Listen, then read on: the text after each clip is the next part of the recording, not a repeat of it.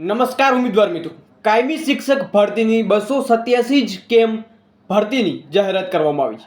મિત્રો 227માં કેટલા ઉમેદવારોનું હિત છે રહેલું છે અને કયા કયા ઉમેદવારો છે આમાં એલિજિબલ રહેવાના છે, કયા વિભાગમાં આટલી ભરતી કરવામાં આવશે, મિત્રો સંપૂર્ણ માહિતી આપવાનો છું।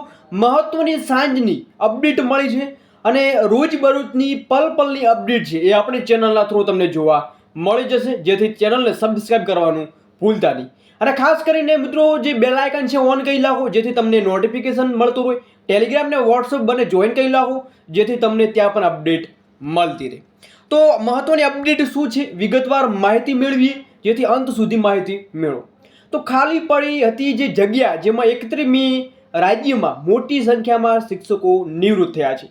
તો તમે સ્ક્રીન ઉપર તમે જોવા મળી રહ્યું છે કે અમદાવાદમાં 9 થી 12માં શિક્ષકોની 287 જગ્યા ખાલી છે। નવી જગ્યા ભરવા પ્રક્રિયા જોવા મળી જશે। હવે મિત્રો વાત કરીએ તો કે અમદાવાદની એકલી વાત નથી મિત્રો, જ્યાં જુઓ ત્યાં શિક્ષકોની ખાલી જગ્યાઓ છે, કંઈ ના કંઈ આખી સ્કૂલ છે એ એક શિક્ષકો ચલાવી રહ્યા છે, જેના કારણેથી મિત્રો અમદાવાદ જેવી અલગ અલગ જગ્યા ઉપર નવી ભરતી કરવામાં આવશે। આ મિત્રો જે ક્લિપ મળી છે એ અમદાવાદની આવેલી છે, પરંતુ અમદાવાદ સિવાય પણ ઘણી એવી જગ્યાઓ છે જ્યાં મોટી પાયામાં શિક્ષકોની ખાલી જગ્યાઓ છે અને જે ભરવામાં આવશે। મિત્રો આજની અપડેટ આ હતી। કાલે શિક્ષણ મંત્રીનું મહત્વનું નિવેદન છે, એના ઉપર આપણે વિડીયો લઈને આવવાના છીએ। તો કાલે સવારે મળીએ, ત્યાં સુધી જય હિન્દ, જય સંવિધાન।